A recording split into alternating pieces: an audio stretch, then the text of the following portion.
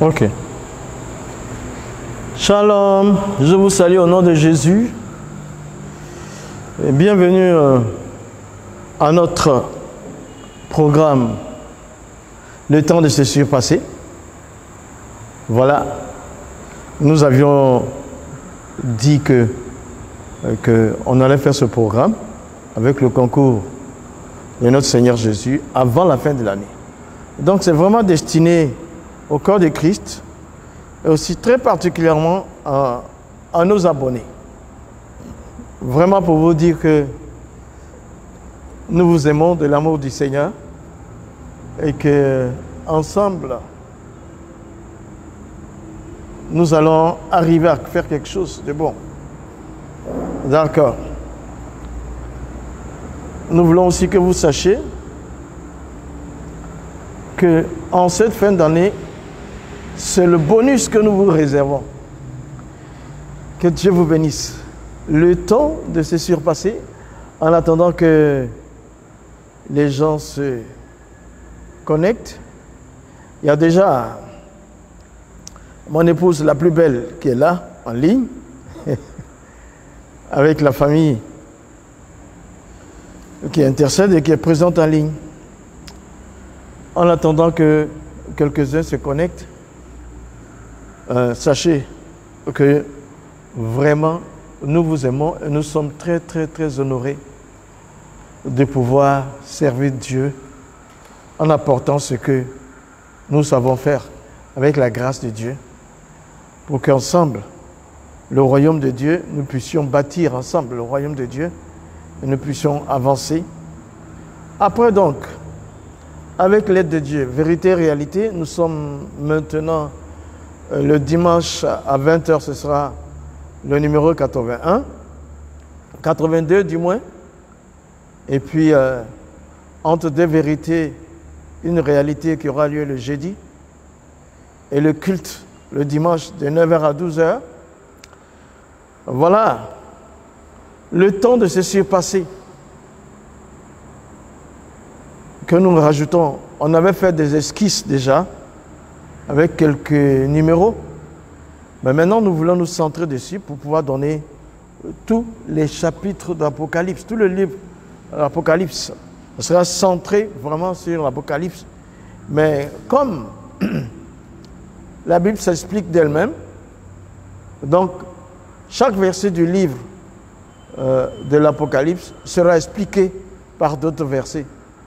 Bon, tout cela, je suis en train d'attendre que les uns et les autres se connectent, un peu qu'on ait une petite audience au moins, avant de passer au vif du sujet. J'explique déjà.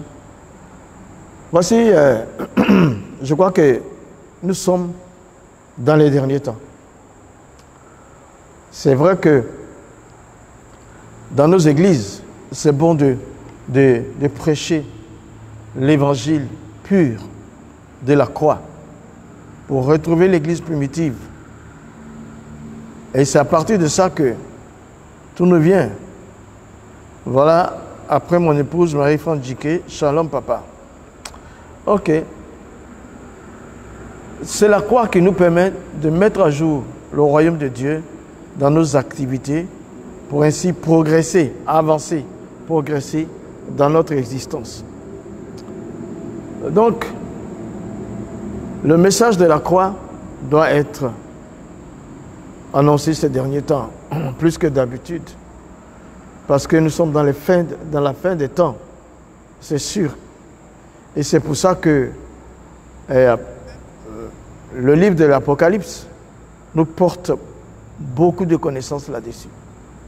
Et ensemble, nous allons parcourir les chapitres pendant les mois de l'année et nous allons nous édifier. C'est un beau livre.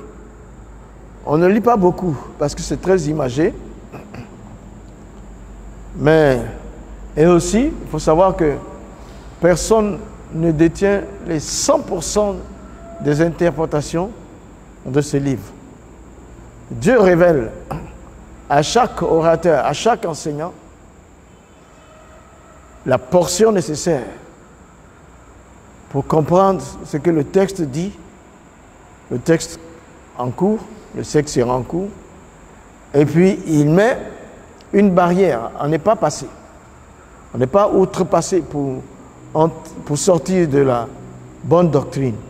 Ainsi, on a assez de marge pour évoluer tout en nous référant à d'autres textes de la Bible pour expliquer certains passages de l'Apocalypse. C'est ce que nous allons faire. Voilà l'évangéliste Dominique qui est là. Nous attendons de pouvoir. Mais disons que en étant à la fin de l'année aussi, ça nous donne une opportunité de pouvoir nous présenter au Seigneur, présenter nos bien-aimés au Seigneur. C'est pour ça que je veux, pendant que les autres se connectent, prier avant tout pour nos abonnés, 500 et quelques, 5000 et quelques, 5200 et quelques abonnés, 15 200 et quelques abonnés. C'est le début, c'est maintenant que ça commence. À partir des 15 200 et quelques abonnés, le travail commence. Avant, c'était la survie. Avec votre secours, avec vos soutiens, avec vos prières, nous sommes arrivés à 15 000. C'est le top départ maintenant. Vous savez, l'adversité est une opportunité pour la croissance et la stabilité de nos vies. L'adversité est une grande opportunité pour la croissance de ta vie et la stabilité de ta vie. C'est pour ça que c'est maintenant, à partir de 15 000 abonnés, que nous commençons véritablement. C'est le début, on n'est pas en train de chanter, non, c'est pas ça.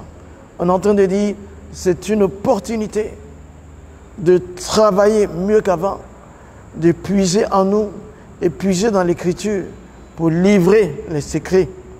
Voilà, pour étancher la soif des uns et des autres, pour que le royaume de Dieu puisse vraiment avancer. Donc, je vais déjà prier spécifiquement, spécialement, pour les 15 200 et quelques abonnés, que cette fin d'année vous apporte ce que les 11 mois passés n'ont pas pu. En ce laps de temps, que le Seigneur vous donne ce qui n'a pas été. En ce laps de temps, en ces quelques jours, on est déjà au 15, que le Seigneur fasse pour vous ce qu'aucun être humain n'a la capacité de faire, afin qu'une fois dans l'an 2024, vous décollez, plus qu'une fusée, avec les ailes que Dieu vous donnera. Oui. À vous qui nous avez encouragés durant l'année 2023. À vous qui avez prié pour nous durant l'année 2023. À vous qui avez eu des désirs même de nous faire des dons durant l'année 2023. Que le Seigneur manifeste la puissance, sa puissance unique, incomparable, en votre faveur, en débloquant les situations, en apportant la guérison, en apportant la restauration, en apportant la réhabilitation, en apportant ce que vous espériez avoir même au-delà. Merci Seigneur. Donc, merci Éternel. Manifeste ta grâce à un niveau plus élevé en faveur de nos abonnés, en faveur de nos frères et sœurs, en faveur de tous ceux qui nous regardent. Ce soir, avec ta grâce, Seigneur, nous allons aborder une bonne fois pour toutes le temps de se surpasser avec ton aide, avec ta grâce, avec ta puissance, avec ta force. Merci Éternel Jésus. Fais du bien encore à nos abonnés. Soutiens-nous pendant que nous sommes sur le plateau. Et ce week-end demain encore, dans nos lieux de culte, que la flamme du Saint-Esprit s'élève et que la puissance de Dieu manifeste sa gloire dans nos lieux de culte. Que la bénédiction du ciel descende à tous les niveaux, dans tous les compartiments de vos vies. Ah, ce n'est pas perdre du temps que de prier pour nos abonnés. Merci Seigneur, notre roi. Apporte la consolation là où il y a eu de la peine. Ah, Seigneur, merci. Que le nom de Jésus soit béni. Amen. C'était en faveur de nos abonnés. Il y a déjà Davila, Colette Ndri qui arrive. Djara qui arrive. Dominique qui arrive. Surtout, partagez et n'oubliez pas de vous abonner au nouveau. Ce soir, nous allons entamer le livre de l'Apocalypse. Ce sera l'introduction du premier chapitre. Je ne sais pas si on va finir cette introduction, mais s'il faut que ça continue dans la prochaine, mais on va parcourir tous les chapitres du livre de l'Apocalypse. Vous allez voir, c'est très, très, très édifiant. Salif Sagara.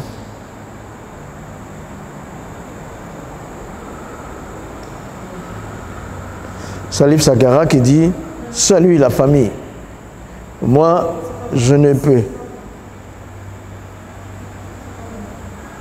C'est pas bon.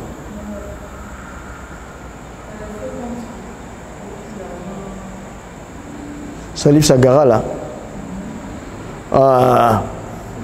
Voilà, nous sommes sur une plateforme très très spirituelle et les gens comme Salif Sagara, c'est pas votre place. Je demande à Davila de s'en occuper. Ou Mariam. Les webmasters, c'est votre travail. Mais je vais dire que pour pencher un peu sur ce que nous allons avoir tout à l'heure, on va commencer dans 5 minutes. Comme je disais, le livre de l'Apocalypse, c'est un des livres qui nous dévoile Jésus le plus, que nous devions de temps en temps lire. Mais c'est vrai que c'est difficile à comprendre. Mais le Saint-Esprit nous permettra de comprendre ce qu'il veut. Alors on va commencer dans 5 minutes le chapitre 1. Et ce sera l'introduction du chapitre 1. Aujourd'hui. Et si on arrive à terminer l'introduction du chapitre 1, alors ce sera une bonne chose. Sinon, on va continuer la fois prochaine. Et puis, alors, on va progresser dedans. C'est un livre très passionnant. Et c'est le livre qu'il nous faut pour nous préparer à l'enlèvement. C'est le livre qu'il nous faut pour nous préparer à circuler, à vivre dans ces derniers temps, avant que Jésus ne vienne. L'Apocalypse ou la Révélation. Ah, d'accord.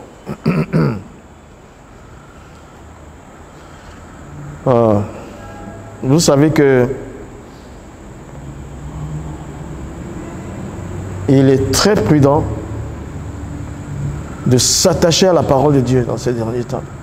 Si tu veux regarder ce que les hommes font, ça ne va pas.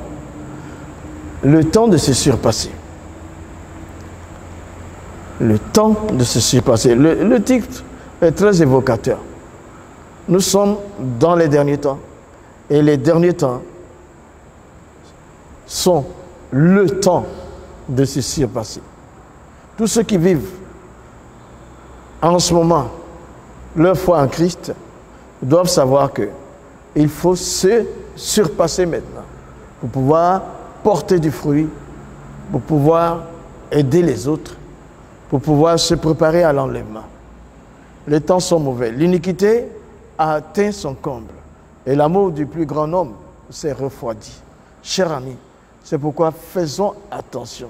C'est difficile de découvrir le vrai amour, la vraie bonté, la manifestation claire du fruit de l'esprit est difficilement applicable aujourd'hui, même dans le corps de Christ. Donc que chacun fasse attention à lui-même en ces derniers temps. Bon, est-ce que nous n'allons pas commencer? On va commencer. Ok. Bon, donc, c'est avec l'aide de notre Seigneur Jésus-Christ par le Saint-Esprit et avec l'intercession de mon épouse Maïmouna la plus belle, sans oublier l'apport de la grande famille, la bonne voix, et toujours nos partenaires, Royaume Vieux Média et Radio JLC. Et aussi, donc, le temps de se surpasser.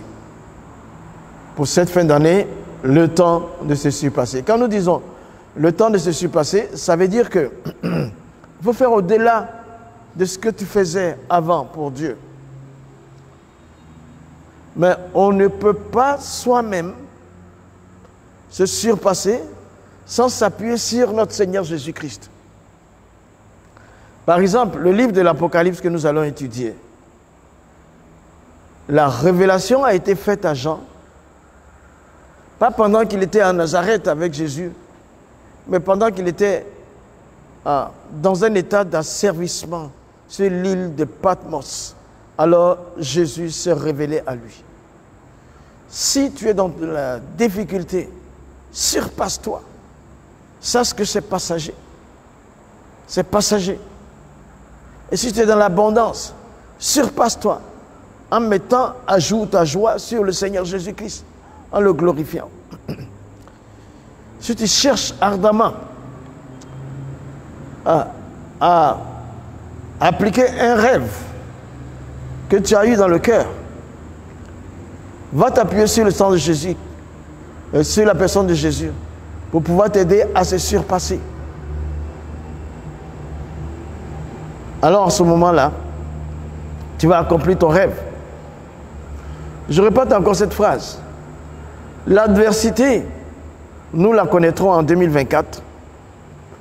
Même maintenant, nous la connaissons. Mais l'adversité sera pour toi une opportunité de croissance, de stabilité et de fidélité dans ta vie.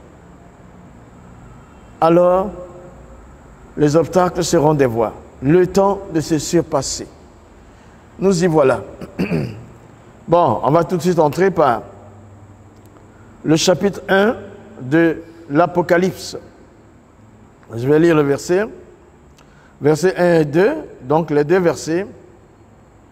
Révélation de Jésus-Christ que Dieu lui a donné pour montrer à ses serviteurs les choses qui doivent arriver bientôt et qu'il a fait connaître par l'envoi de son ange à son serviteur Jean, lequel atteste la parole de Dieu et le témoignage de Jésus-Christ, tout ce qu'il a vu.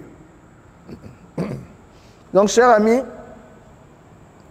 voici donc le premier verset du livre de l'Apocalypse.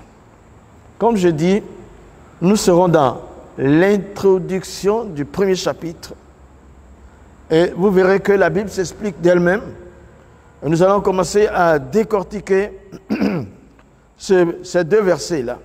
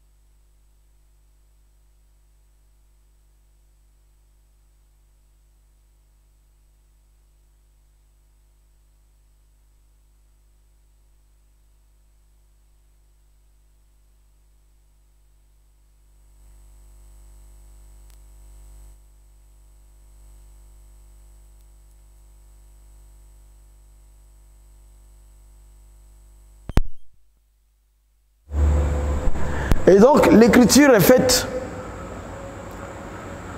pour nous enseigner, pour nous convaincre, pour nous corriger, pour instruire dans la justice. Donc, l'Apocalypse est ainsi aussi. Jésus est appelé la révélation du Christ. C'est-à-dire, le Christ se dévoile, le Christ se révèle, parce que le Seigneur Jésus est présenté comme le modèle parfait du commencement jusqu'à la fin. C'est Jésus que nous devons suivre. C'est le modèle que nous devons suivre.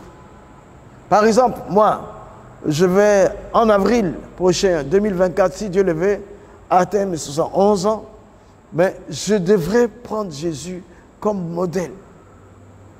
Depuis le jour où je suis né de nouveau, jusqu'à maintenant, ça fait 36 années de vie chrétienne. Il faudra que je m'assure que Jésus est le modèle, comme le livre de l'Apocalypse explique. Nous sommes dans l'introduction, dans le programme, le temps de ceci passé, l'introduction du premier chapitre de l'Apocalypse. Nous continuons dans les remarques. Par exemple, les sacrifices de l'Ancien Testament, considérés en particulier ou dans leur ensemble, préfiguraient le parfait modèle qui était en Christ. Tu vois, tous les sacrifices de l'Ancienne Alliance préfiguraient le parfait modèle. L'Ancienne Alliance faisait son possible de montrer la perfection du sacrifice qui allait venir dans le nouveau, la personne de Christ Jésus. Nous continuons dans la remarque de dévoilement de l'introduction. Quand on regarde les sacrifices à l'honneur du vrai Dieu dans l'Ancienne Alliance, ça préfigurait la perfection qui était déjà en Christ. Tous les sacrifices de l'Ancienne Alliance pour la gloire de Dieu préfiguraient la perfection de Christ. Comment il allait lui-même se sacrifier, donner sa vie et la reprendre pour le salut des humains.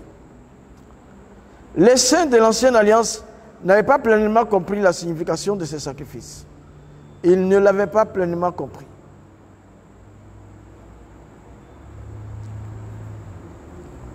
Mais Dieu se révélait à eux de la manière possible. Sans lui, les sacrifices de l'Ancien Testament seraient restés insuffisants et dénués de sens. Si Jésus n'était pas venu, tout ce qui s'est passé, tous les holocaustes de l'Ancienne Alliance seraient un non-sens. Mais heureusement que il est venu dans la Nouvelle Alliance. Le témoignage de Jésus-Christ est aussi appelé l'esprit de la prophétie. Le témoignage de Jésus-Christ est aussi appelé l'esprit de la prophétie. Regardez. Dans l'Apocalypse 19, verset 10, il dit « Car le témoignage de Jésus est l'esprit de la prophétie. » Je vous ai dit, l'Écriture s'explique d'elle-même. Le témoignage de Jésus-Christ est aussi appelé l'esprit de la prophétie. Nous continuons dans notre introduction du chapitre 1. La prophétie prédit l'avenir. Elle a une vision des choses à venir. Et également, ce n'est pas le seul sens, mais aussi la prophétie prédit l'avenir. Elle a une vision des choses à venir.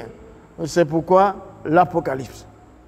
Le témoignage de Jésus-Christ est appelé l'esprit de prophétie parce que notre réussite ou notre échec spirituel dépendent de notre acceptation de notre rejet de Jésus-Christ. Si tu rejettes Jésus, tu seras un échec.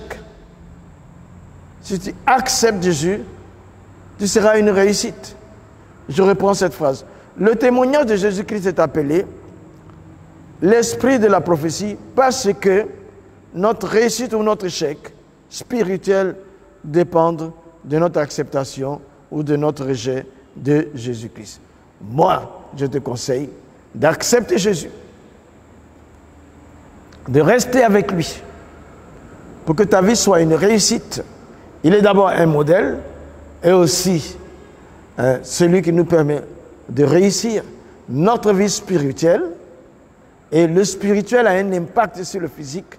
Si spirituellement ta vie est une réussite, physiquement, cela sera. C'est pourquoi il est dit, Jésus disait que ce livre de la loi ne s'éloigne point de ta bouche, mais dis-le jour et nuit pour agir fidèlement selon tout ce qui est dedans. C'est alors que tu réussiras, c'est alors que tu auras du succès. Alors, c'est d'abord le spirituel. Quand tu appliques le livre de la loi, qu'est-ce qui se passe? Tu es conquérant, tu es vainqueur dans le spirituel. Et puis, tout ça, ça parle aussi de Jésus. Donc, ceci ne s'applique pas seulement aux chrétiens, mais aussi au royaume de ce monde. Parce que les royaumes de ce monde ne sont pas encore livrés définitivement à Satan. Je répète ma phrase, la remarque.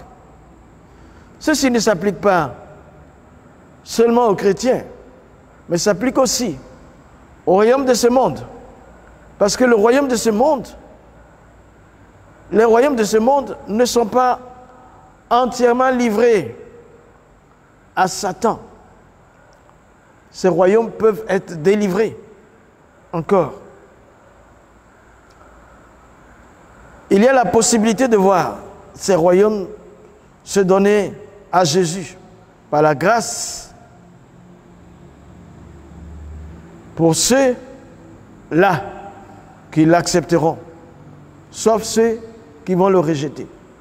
Les royaumes de ce monde où Jésus est rejeté ne sont pas définitivement livrés à Satan, puisque l'évangile est encore annoncé et que tous ces royaumes entendront parler de Jésus avant que la fin n'arrive.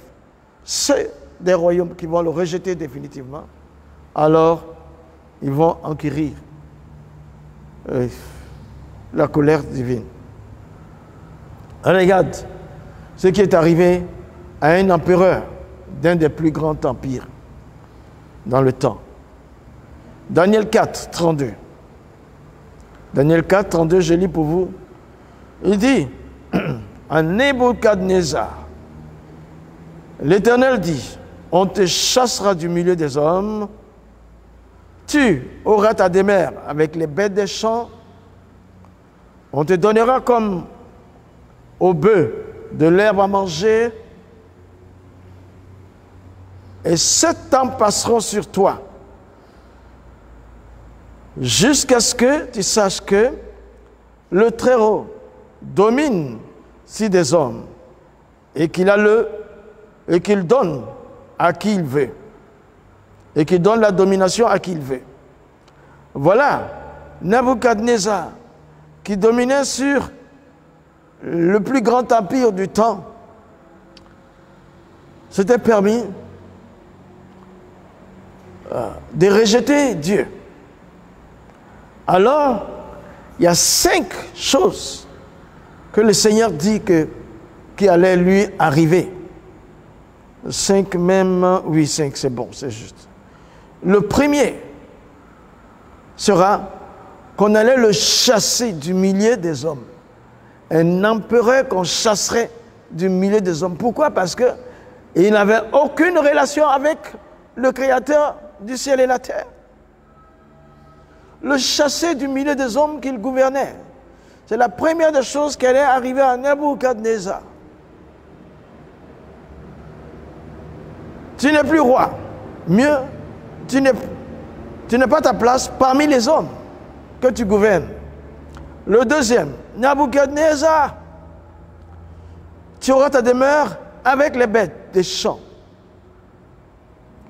Ça veut dire que tu vas demeurer avec les bêtes, mais pas les bêtes même domestiques, les bêtes sauvages les animaux sauvages. Toi qui étais empereur. Pourquoi? Parce que tu n'as pas cherché à avoir des relations avec celui qui t'a établi sur le trône. Le troisième point qui va arriver à Nabuchodonosor, on te donnera comme au bœuf de l'herbe à manger. Ah, il y avait des pommes. Il y avait de la belle nourriture sur la table de l'empereur à Babylone. Mais dès qu'il est chassé du milieu des hommes, on va lui donner de la nourriture que les bêtes mangent, mais pas la nourriture des hommes. Parce qu'il sera au milieu des bêtes, il ne sera plus au milieu des hommes. Pourquoi? Parce qu'il n'a pas cherché à avoir des relations avec son Créateur, qui lui prête le souffle de vie, et en même temps qu'il a établi sur l'un des plus grands empires, le plus grand empire du temps. Quatrième point. Il dit, et 7 ans passeront sur toi. 7, c'est le chiffre de la perfection. C'est-à-dire, le divin va passer 7 fois dans son esprit, 7 fois pour lui manifester que la perfection n'existe qu'en Dieu, que le Dieu qui n'a pas considéré, quand il a regardé ces bâtisses de Babylone et qu'il a pensé que c'est lui qui l'avait fait, la perfection n'est pas à Babylone, la perfection n'est pas dans un homme, mais la perfection est avec Elohim. Donc 7 fois, la perfection va passer sur lui pour le transformer. Le temps de la plénitude passera sur toi pour te prouver que Dieu est maître de ton destin. Ah! Cher abonné, toi qui m'écoutes, fais attention, ne laisse pas derrière tes relations avec Dieu. C'est aussi le but de l'Apocalypse. 5e point qui va arriver à Nabuchodonosor, jusqu'à ce que tu saches que le Très-Haut domine sur le règne des hommes et qu'il donne à qui il lui plaît. Voilà, jusqu'à ce que Nabuchodonosor, du lieu où il est, en brousse, parmi les bêtes des champs, qu'il sache qu'il y a un qui domine au-dessus des humains. Il y a une domination qui est plus grande que celle des humains. Ah! Après que les 7 ans de perfection lui soient passés dessus, alors la révélation va venir.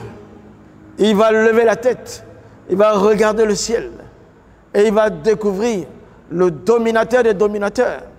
En ce moment-là, il saura qu'il plaît à Dieu de le donner à qui il veut. Voilà, voilà. Nabuchodonosor avait cru qu'il pouvait remplacer Dieu. Ne le pense jamais. Souvent, chers amis auditeurs qui m'écoutez, vous pensez que l'intelligence que vous avez, quand même vous réussissez en entreprise, ou même dans le ministère, quand même vous avez un foyer formidable, quand même vous avez des enfants formidables, quand vous avez un beau compte bancaire, quand vous êtes beau physiquement, belle physiquement, ne pensez pas que vous êtes au-dessus de Dieu.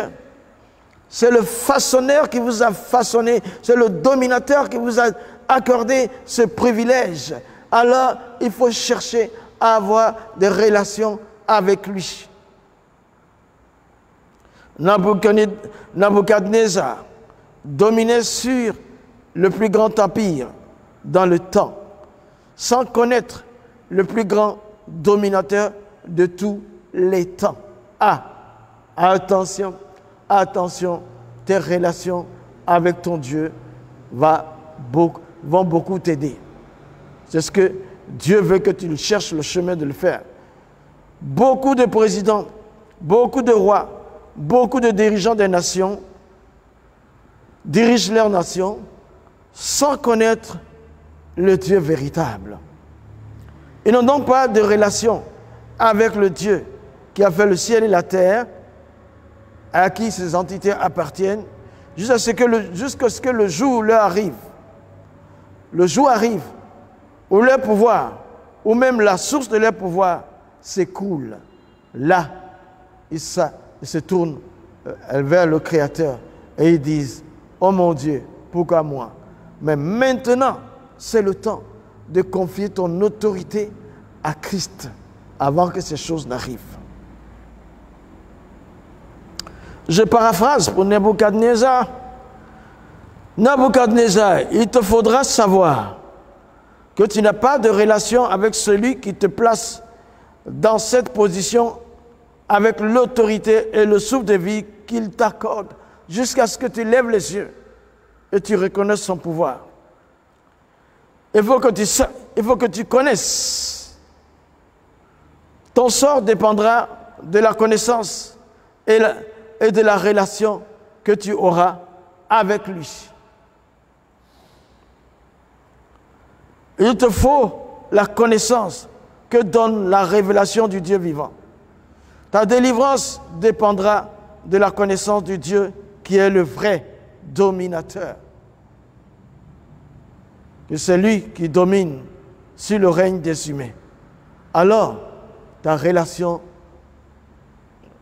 avec lui donnera la victoire, la force de te surpasser.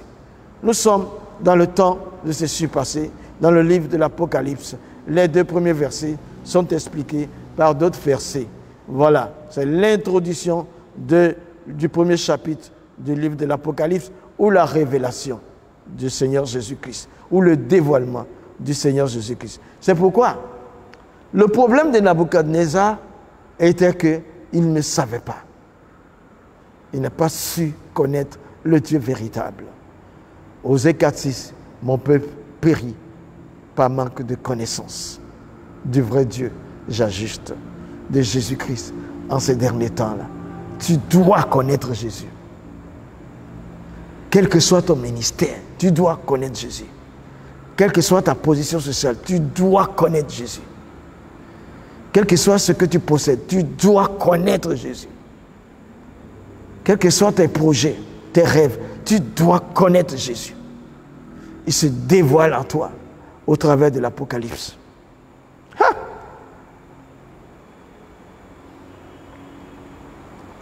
Dieu a le pouvoir d'élever un royaume et le pouvoir de le détruire. Dieu a le pouvoir d'élever une nation et elle a le pouvoir de la détruire. Et que ma nation se donne à Christ. Heureuse la nation dont l'Éternel est le Dieu. Dieu juge Nabuchodonosor lorsque ce dernier eut parlé d'une manière insensée. Il a parlé du langage du succès sans Dieu. Ne parlons pas à partir du langage du succès sans Dieu dans nos ministères. Ne parlons pas à partir du langage du succès de notre ministère.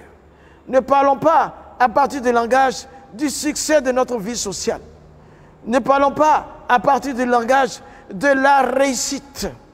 Ne parlons pas à partir du langage que Dieu nous fait la grâce de manifester. Mais parlons à partir du langage de la suprématie du Dieu vivant qui nous aide à accomplir les quelques œuvres pour préparer le retour du Seigneur Jésus, pour préparer notre vie et pour la fin des derniers temps.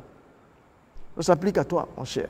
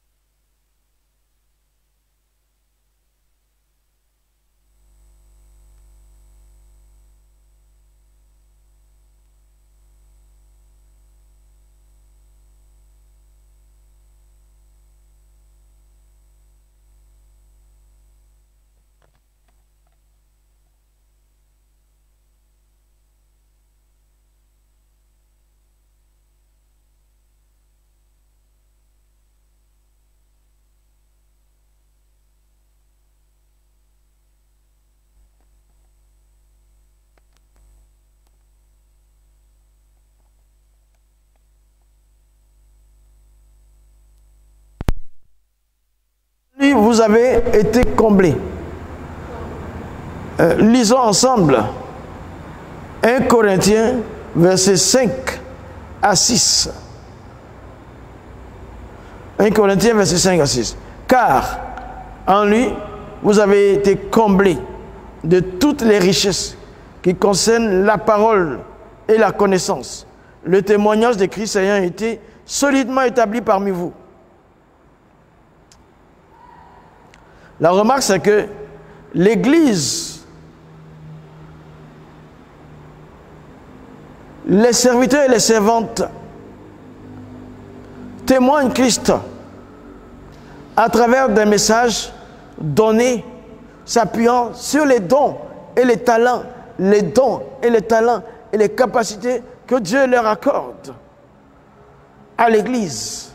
Ils livrent à l'Église. Les serviteurs, les servantes livrent les messages à l'Église avec les dons et les talents que Christ nous a donnés. Il faut qu'on le fasse en mettant Christ au centre, en le glorifiant, en faisant toujours le témoignage de Christ. Ce témoignage de Christ peut également être communiqué par l'enseignement que Dieu nous donne la capacité, le don et le talent de pouvoir enseigner efficacement avec au centre les témoignages de Christ, le témoignage de Christ vivant, ressuscité d'entre les morts. C'est pourquoi Paul dit, parlant de son ministère, il dit, je vous ai dit, l'Écriture s'explique d'elle-même. 1 Corinthiens chapitre 2, versets 1 à 2, 1 Corinthiens chapitre 2, versets 1 à 2. Il dit, pour moi, frère, lorsque je suis allé chez vous, ce n'est pas avec une supériorité de langage ou de sagesse que je suis allé vers vous pour annoncer le témoignage de Dieu. Car je n'ai pas eu la pensée de savoir parmi vous autre chose que Jésus-Christ. Et Jésus-Christ crucifié. 1 Corinthiens 2, versets 1 à 2, Paul explique que l'unique pensée qu'il avait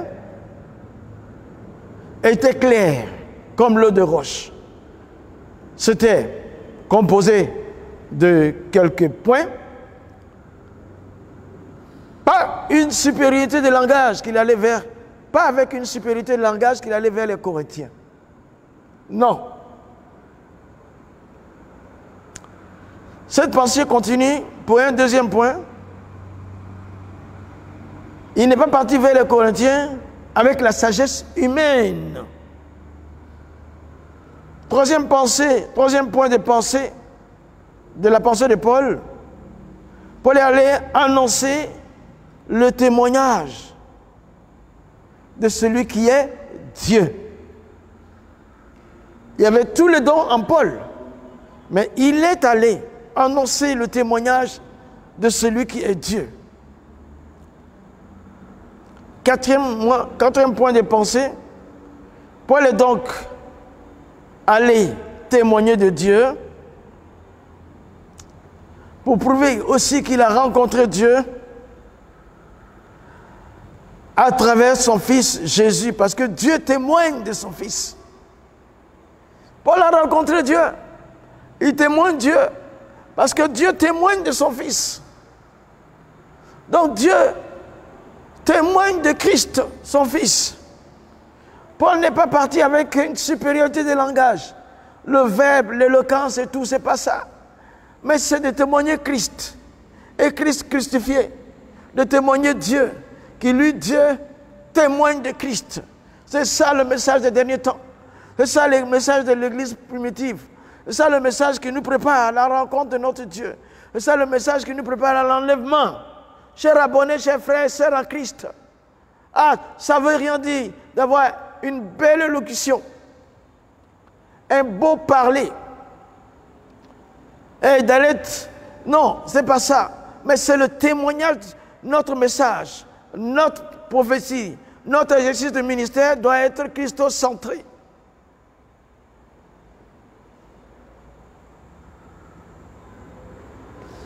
Dieu témoigne son Fils. C'est pourquoi il dit, Dans 1 Jean 5, verset 11 à 12. 1 Jean 5, verset 11 à 12. Et voici ce témoignage. C'est que Dieu nous a donné la vie éternelle. Et que cette vie se trouve dans son Fils. Celui qui a le Fils a la vie. Celui qui n'a pas le Fils de Dieu n'a pas la vie éternelle. Oui, même Dieu témoigne de son Fils. Que notre témoignage, que nos enseignements, que nos prédications, que nos prophéties soient christocentrées. Sur le témoignage de Christ, nous devons baser nos ministères. Parce que c'est lui qui nous donne le don, le talent, le charisme et la faculté, la sagesse, l'intelligence, la science de proclamer l'évangile de Jésus-Christ. Le témoignage de Christ doit être enseigné dans l'Église. Enseigné dans l'Église. Témoignage de Christ profondément enseigné dans l'Église. Le témoignage de Christ doit être pratiqué dans l'Église. Le témoignage de Christ doit être profondément pratiqué dans l'Église pour l'enlèvement, pour ces derniers temps. Le témoignage de Christ fera vivre alors l'Église et préparera l'Église à l'enlèvement. Le témoignage de Christ préparera et fera vivre chaque membre de l'Église et préparera chaque membre de l'Église à l'enlèvement. Que le Seigneur nous bénisse. Il nous montre les conditions ici que nous devons remplir pour participer à l'enlèvement. Le témoignage de Christ met en exercice, met à jour la vie du royaume de Dieu et nous prépare, nous met dans les conditions pour être enlevés. C'est ça aussi l'Apocalypse. Dieu a établi 5 ministères pour ça. Dieu a établi les 5 ministères pour ça. Éphésiens 4, 11. Et il a donné les uns comme apôtres. Éphésiens 4, 11. Il a donné les uns comme apôtres, les autres comme prophètes, les autres comme évangélistes, les autres comme pasteurs et docteurs. C'est pour édifier le corps de Christ, pour donner des messages christocentrés, pour donner le témoignage de Christ, pour dévoiler le Christ dans notre assemblée, pour enlever le voile de l'incompréhension, le voile qui brise les relations avec Christ dans nos églises, dans nos assemblées. C'est ça, les 5 ministères sont venus pour nous préparer à avoir une église édifiée qui alors sera prête à être enlevée. Ils œuvrent ensemble, les 5 ministères, pour nous permettre de parvenir à la mesure de la stature parfaite de Christ. Oui, c'est de ça qu'il s'agit. Voilà pourquoi l'Apocalypse est un livre à pratiquer. Il est christocentré. Voilà, Christ se dévoile dedans. Nous sommes dans le temps de se surpasser. Et dans le livre de l'Apocalypse, le chapitre 1, le premier verset qui est en train d'être décortiqué en correspondance avec d'autres écritures. Profondeur, ces ministères ont été donnés par Jésus-Christ. Voilà. Les ministères cités dans Éphésiens 4, 11. Donnés par Jésus-Christ. Il les a saisis, il les a préparés, il donne. Mais certains ne sont pas passés par la main de Christ, ils sont autoproclamés, malheureusement. Et en dernière minute, il leur dira, je ne vous ai jamais connu. Que Dieu nous garde.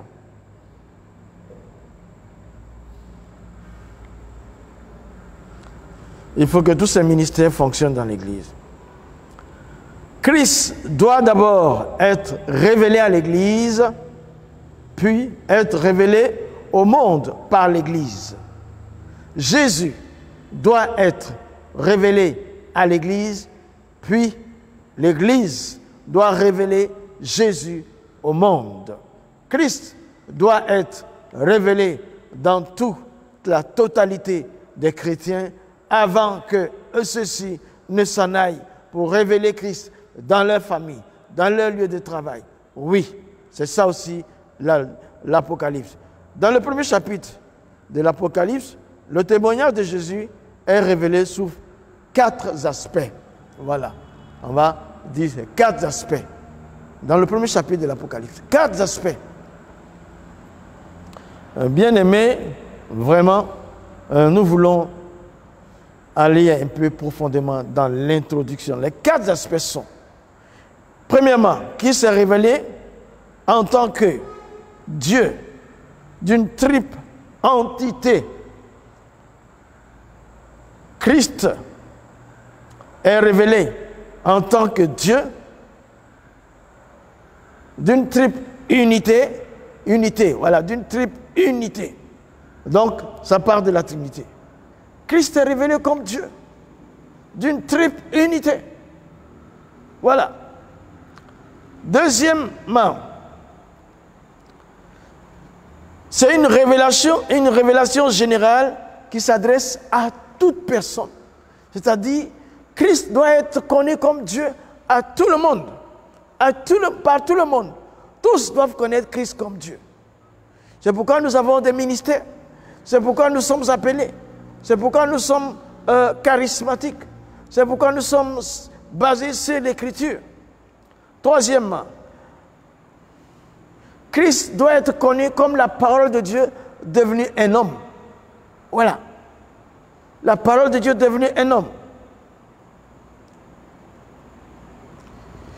Et quatrièmement, la révélation de son retour en tant que juge doit être connue pour convaincre le monde de péché.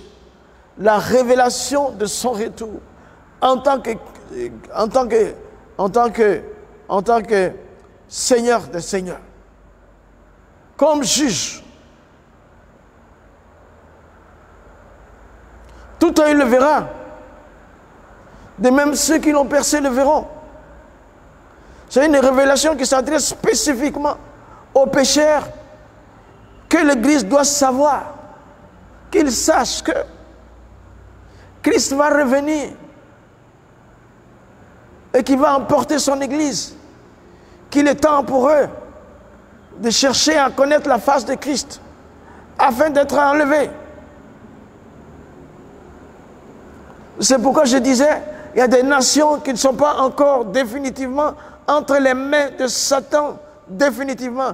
Ils sont manipulés par Satan, elles sont manipulées par Satan, mais ce n'est pas encore définitif. Il y a des personnes, avant le retour de Christ, qui vont le recevoir comme Seigneur et Sauveur, et progressivement, cette nation va sortir de l'engrenage, de l'asservissement. Heureuse la nation dont l'Éternel est le Dieu. Révélation 4. La révélation de Jésus-Christ en tant que Dieu Tout-Puissant, Alpha et Oméga. Voilà. Dans le premier chapitre, voilà tout ce. Voilà comment Christ se révèle. Il se révèle comme Alpha et Oméga, le Dieu Tout-Puissant. Cinquièmement, disons quatrièmement, nous voyons ici son omnipotence, sa plénitude, toute sa divinité, Alpha et Oméga, premier et dernier, le commencement et la fin. Lui seul, il est au commencement et à la fin. Il n'y a pas de barrière. Maintenant, nous arrivons au dernier point. Révélation de Jésus en tant que Seigneur de gloire. En tant que Seigneur de gloire. C'est une révélation qui s'adresse à son épouse, l'Église. Ah. En tant que Seigneur de gloire, l'Église doit avoir cette révélation. Jésus-Christ est le Seigneur de gloire. Jésus-Christ est le Seigneur de gloire. Voilà la composition du premier chapitre. Ces différents aspects de révélation de Jésus étaient nécessaires pour que chaque Église reçoive la révélation aussi de ses fautes. Ah, ces différents aspects de la révélation de Jésus-Christ étaient nécessaires pour que chaque Église reçoive aussi la révélation de ses fautes. Oui, chaque Église doit se corriger. Quand Jésus apparaît sous différentes formes, il se révèle sous différentes formes, comme je viens de le citer, ça permet que l'Église regarde en elle et voit ses péchés pour se rectifier. car vous savez que en début d'Apocalypse, Jésus va s'adresser aux 7 églises. Et nous sommes dans l'introduction. Les églises pouvaient avoir leurs fautes, pouvaient voir leurs fautes à la lumière de la révélation donnée par Jésus-Christ à chaque église. Oui. Les églises pouvaient voir leurs fautes à la lumière des révélations données par Jésus pour chaque église. Chaque église verra sa faiblesse et ses forces à cause de la révélation de Christ pour se préparer avant le grand retour du Seigneur des Seigneurs. Attention, attention, attention, attention. Attention, faites attention.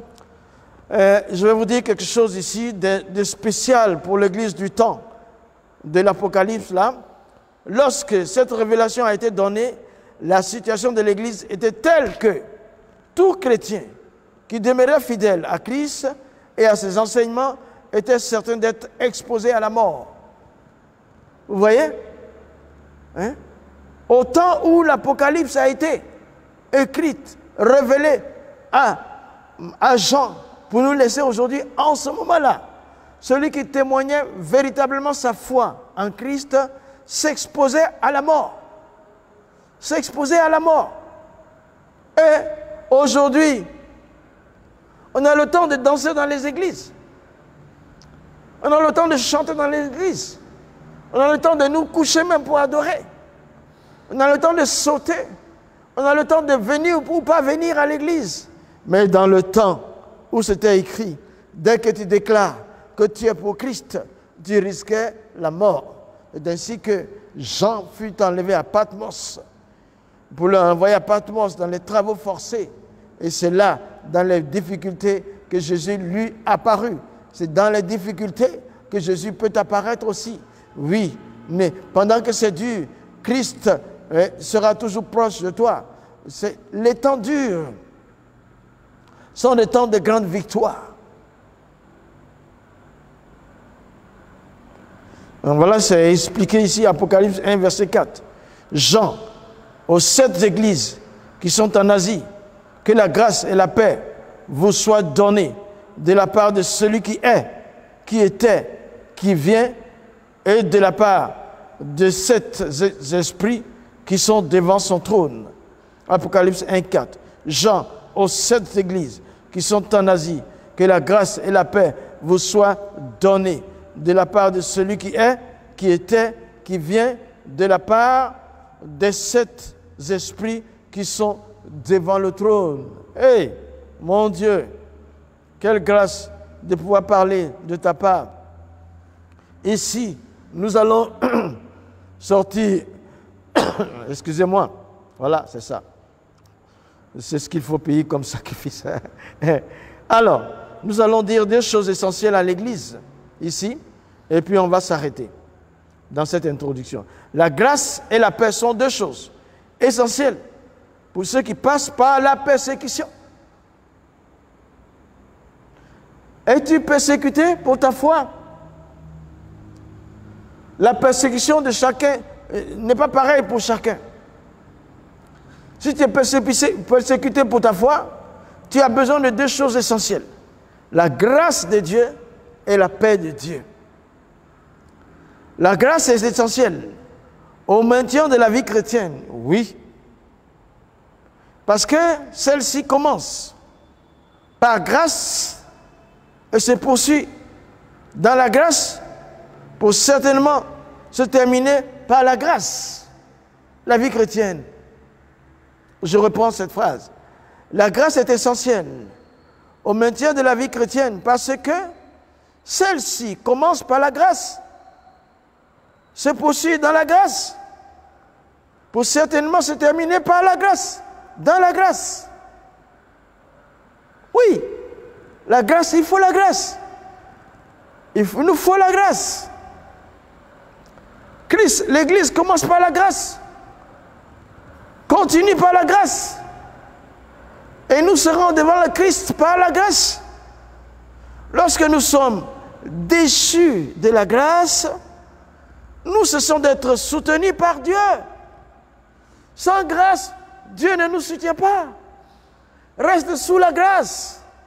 Reste dans la grâce. Reste avec la grâce. Car c'est par la grâce que nous sommes sauvés. Par le moyen de la foi, c'est le don de Dieu, ce n'est point par les œuvres. Afin que personne se glorifie. Ephésiens 2, 8, 9. Reste dans la grâce. L'Église commence par la grâce. L'Église avance par la grâce. Et l'Église vivra par la grâce dans l'éternité quand elle sera enlevée par la grâce. La grâce au commencement, la grâce au milieu, la grâce à la fin avec Christ, la grâce. Si tu es persécuté, ton ami, c'est la grâce. C'est la grâce. La grâce dans la persécution, la grâce dans la joie, tout est grâce, c'est avec la grâce. La grâce dans la force, la grâce dans la prédication, la grâce dans l'enseignement, la grâce des pratiques des ministères, la grâce de Dieu au commencement de l'Église, la grâce de Dieu au milieu de l'Église, la grâce de Dieu à l'enlèvement de l'Église et de l'Église. Lorsque nous sommes déchus de cette grâce, nous faisons être soutenus par Dieu. Ne sors pas de la grâce de Dieu. Reste dans la grâce de Dieu. Par la suite, nous tentons, quand on est déchu de la grâce, voilà ce qui arrive. Par la suite, que Dieu nous garde, mais si ça arrive, voilà ce que, par la suite, nous tentons de nous appuyer sur nos propres œuvres lorsque nous vivons dans la grâce. Nous vivons sans la grâce. Lorsque nous vivons sans la grâce. Je reprends cette phrase. Par la suite, pour ceux qui sont déchus de la grâce, ceux qui quittent la grâce, voilà ce qui leur arrive. Par la suite, nous tentons, ces personnes-là tentent alors de s'appuyer sur leurs propres œuvres. Mais lorsque nous sommes dans la grâce, nous avons un cœur reconnaissant. Et nous réalisons toujours notre dignité. Donc dans cette phrase, il y a deux personnes. Ceux qui sont sortis de la grâce. Ils viennent à Christ comme s'ils viennent à Christ et puis ils quittent. Ceux-là, ils comptent sur leurs œuvres. Mais lorsque nous demeurons dans la grâce, nous avons un cœur reconnaissant envers notre Dieu et nous réalisons toujours notre dignité.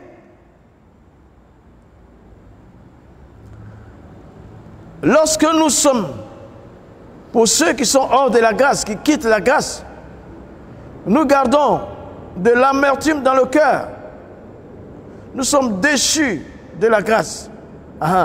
Dès que tu gardes l'amertume dans le cœur, tu peux être déchu de la grâce. Toujours tu es amer. Tu es amer. La grâce, c'est quelque chose de joie. Mais toi, tu es toujours amer. Ne garde pas l'amertume dans ton cœur. Dans ce cas-là, tu perdras la grâce. Et là, tu perds la capacité d'être pardonné. Et tu commences à te plaindre. Quand tu es déchu de la grâce, c'est grave. Mais l'amertume dans le cœur peut t'amener à être déchu de la grâce. Et si tu es déchu de la grâce, à cause de l'amertume, tu ne peux pas être pardonné. Parce que la grâce, c'est quoi? C'est quelque chose que nous ne méritons pas. D'accord. Mais la grâce prend effet à partir d'un jugement. Quand nous sommes jugés, nous sommes devant le tribunal, nous sommes jugés et nous sommes condamnés. Et après la condamnation, intervient la grâce. Maintenant, pour nous sauver. Et alors, tu gardes l'amertume, tu gardes la tristesse, tu gardes les critiques, tu gardes la vengeance dans ton cœur. Tu peux être déchu de cette grâce. Et si tu es déchu de la grâce, tu es condamné. Et si tu es condamné, tu vas en enfer. Mais reste sous la grâce. Et bénis le Seigneur. C'est pourquoi Paul s'écrit, réjouissez-vous dans le Seigneur. Je vous le répète, réjouissez-vous toujours dans le Seigneur. L'Église doit apprendre à vivre dans la grâce. L'Église doit apprendre à vivre dans la grâce. Les chrétiens doivent apprendre à vivre dans la grâce. Les pasteurs doivent apprendre à vivre dans la grâce. Les ministères, les prophètes, les docteurs, les évangélistes, les 5 ministères doivent apprendre à vivre dans la grâce. Tout chrétien doit apprendre à vivre dans la grâce. Oui. Les amis, je pense que notre introduction va s'arrêter ici aujourd'hui. Sinon, il y a encore beaucoup à dire, tellement je voulais vous apporter beaucoup d'éclaircissements. C'est pour ça qu'on ne va pas laisser un long moment. On va revenir entre deux. Non, on va revenir dans le temps de se surpasser. On va revenir très bientôt, même avant la fin de l'année. On va faire une deuxième partie. Oui. Le temps de se surpasser, livré par la grande famille, la bonne voix, avec l'assistance de l'équipe technique sur place ici, et mon épouse Maïmouna, la plus belle, et avec aussi le soutien de nos partenaires et vous, Royaume Vie Média et Radio JLC, et avec aussi l'accord, l'intercession du grand groupe des 15 200 et quelques abonnés, nous allons mettre un arrêt ici. On n'a même pas terminé le premier chapitre de l'Apocalypse. Que Dieu vous bénisse.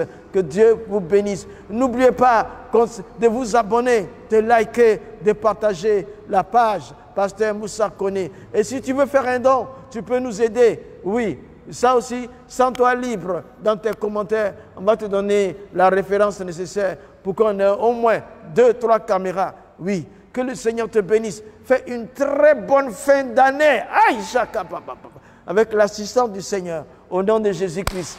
Amen. Shalom et shalom.